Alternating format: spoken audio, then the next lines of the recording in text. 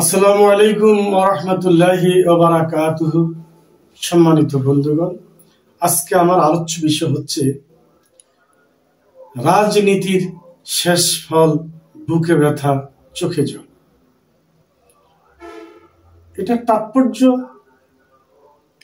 পৃথিবীর অনেক ঐতিহাসিক ব্যক্তিবর্গ এবং অনেক কবি, সাহিত্যিক, দার্শনিক, অনেক রাজনীতিবিদ এবং অনেক মনীষীগণ জয় পরাজয়ে প্রতিষ্ঠিত নিমজ্জিত অনেক রাজা বাদশাদের একটি কথা, রাজনীতির শেষ ফল বুকে ব্যথা চোখে জল। আমরা শুনে আসতেছি, হয়তোবা উপলব্ধি করতেছি, কিন্তু আসলে আমরা এটা লালন করি না, এটা মানি না। এটার কথা হলো, নিয়ম হলো বহির্বিশ্বে ভালো দেশগুলোতে অথবা উন্নত দেশগুলোতে অথবা প্রজ্ঞাশীল এবং সৃজনশীল যে দেশগুলো আছে, যে দেশগুলো বিশ্বের বুকে প্রযুক্তিশীল, এই দেশগুলো লেখাপড়া কারিকুলামের কতগুলো বৈশিষ্ট্য আছে। তার মধ্যে একটা বৈশিষ্ট্য হলো, ছোটকালে ছাত্রছাত্রীরা যখন অক্ষর জ্ঞান শিখে তখন থেকে তাদেরকে ফলো আপ করা হয় সে কোন জিনিসটা বুঝে। সে খেলা করে, খেলাটা ভালো বোঝে না, সে বাচ্চারা কিছু ব্যবসায়িক কিছু আচরণ করে, কাগজ দিয়ে পাতা দিয়ে বেচাকিনি করে, দোকান সাজায়। অনেক বাচ্চা বলে আমি পুলিশ হব, আমি আর্মি হব, ম্যাজিস্ট্রেট হব, আমি এই যে কথাগুলো বলে। আবার সে নিজে নিজে কাগজ দিয়ে সে নৌকা বানায়, সে বিমান বানায়, সে পাখা বানায়। এটা কিন্তু আছে, এটা এখনো আছে। অতীতে হয়েছে তাই বলে এখন হচ্ছে না, বিষয়টা এমন না। মানে এখন এটা হচ্ছে, কিন্তু বিদেশে এগুলো ফলো আপ করা হয় যে বাচ্চাটা কি পারে, কি বুঝে, কি করতেছে। আমাদের দেশে কিন্তু এই জিনিসটা হয় না। বাবা মার মনের স্বপ্ন যেটা, বাবা মা যেটা চায়, দাদা দাদু যেটা চায়, বড় ভাই বড় বোন যেটা আবদার করে যে তাকে এটা বানাবো, ওটা বানাবো, হুজুর বানাবো, ডাক্তার বানাবে, ইঞ্জিনিয়ার বানাবো, বড় আলেম বানাবে, হাফেজ সাহেব বানাবে, এগুলো নিয়ে আমরা কিন্তু আসলে ব্যস্ত। কিন্তু সে কি হতে চায় এটা নিয়ে আমরা কি ব্যস্ত না। তার ব্রেনটা কি, সে কি হেফজে পড়তে পারবে কিনা, সে ডাক্তার হতে পারবে কিনা, সে নেতা হতে পারবে কিনা, সে ভালো ব্যবসা হতে পারবে কিনা, এটা নিয়ে আমরা রিসার্চ করি। আমরা মনে যেটা চাই এটা নিয়ে মানে আগাইতে থাকি, অগ্রসর হতে থাকি। তাতে কি হয়, আমরা যে পারে না 10 কেজি তাকে দিয়ে দিয়ে আমরা 10 মন, এইভাবে আমাদের প্রতিভাগুলো নষ্ট হয়ে যাচ্ছে।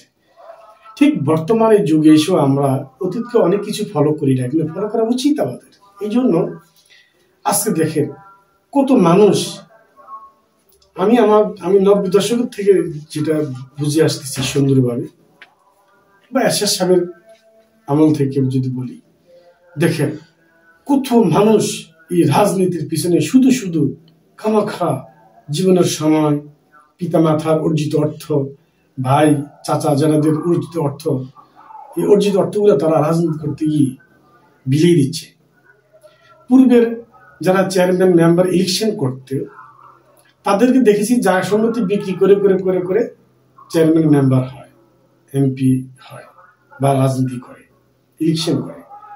করার পরে তাদের কিন্তু উন্নয়ন নেই, অর্থনৈতিক উন্নয়ন নেই। নেতা হয় ঠিকই, উন্নয়ন নেই, অর্থনৈতিক মুক্তি নেই। কিন্তু বর্তমানে দেখেন যে চেয়ারম্যান হয়, মেম্বার হয়, যে যেটাই হয়, কিন্তু রাজনীতি দিয়ে সে কোটিপতি হয়ে যায়। কিন্তু এখন এই রাজনীতি করতে গিয়ে সবাই কিন্তু নেতা হতে পারে না। যেমনটি একটি ফুল বাগানের সব ফুল কিন্তু মালা হয় না, সব ফুল দিয়ে উপহার হয় না, সব ফুল দিয়ে ওয়েলকাম হয় না। কিছু ফুল তার বোটা থেকে ঝরে গিয়ে মাটিতে পচে গেলে সে মাটির সাথে মিশে যায়, আর কিছু ফুল মানুষের গলার মালা হয়, অভ্যর্থনার সেই উপকরণ হয়। ঠিক এরকম রাজনীতি করতে গিয়ে অনেক লোক নিঃস্ব হয়ে যায়। চেয়ারম্যান মেম্বার ইলেকশন করতে গিয়ে বুঝে না বা জনপ্রিয়তা নাই, কিন্তু বুঝতেছে সে হয়ে যাবে, জায়গা সম্পত্তি বিক্রি করে, দোকানপাট বিক্রি করে, বিদেশ থেকে অনেক টাকা উপার্জন করে এসে দেশে এসে রাজনীতি করে সে অর্জিত অর্থটাও সে ক্ষয় করে ফেলে। অথবা ব্যবসার বড় অংশ সে নষ্ট করে ফেলে।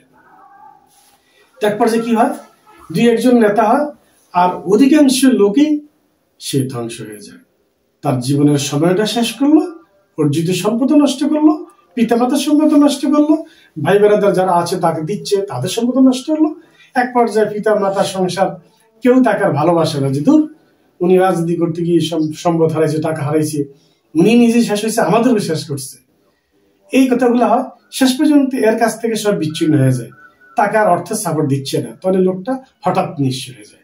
এভাবে আমাদের দেশে কর্মী নেতা যাই বলেন অধিকাংশ লোকই ক্ষতিগ্রস্ত হচ্ছে। এই জন্য আমি বলবো, রাজনীতির শেষ ফল বুকে ব্যথা, চোখে জল। এই জন্য বলেছি সাবধান করেন। রাজনীতির মাধ্যমে আমাদেরকে দেশটি চালাইতে হবে, যোগ্য ব্যক্তি তৈরি করে আমাদেরকে নেতৃত্ব দিয়ে দেশকে এগিয়ে নিতে হবে, সমাজকে এগিয়ে নিতে হবে। ওয়ার্ড বলেন, গ্রাম বলেন, থানা বলেন, ডিস্ট্রিক্ট বলেন, বিভাগ বলেন, সারা রাষ্ট্র চালাইতে হবে। কিন্তু সবাই না বুঝে করবেন না, না বুঝে অর্থ সম্পদ জীবন সময় নষ্ট করবেন না। এটা আমার শেষ কথা। যদি ভালো লাগে পরবর্তী ভিডিওগুলো শুনবেন, দেখবেন ইনশাআল্লাহ। আসসালামু আলাইকুম ওয়া রাহমাতুল্লাহি ওয়া বারাকাতুহু।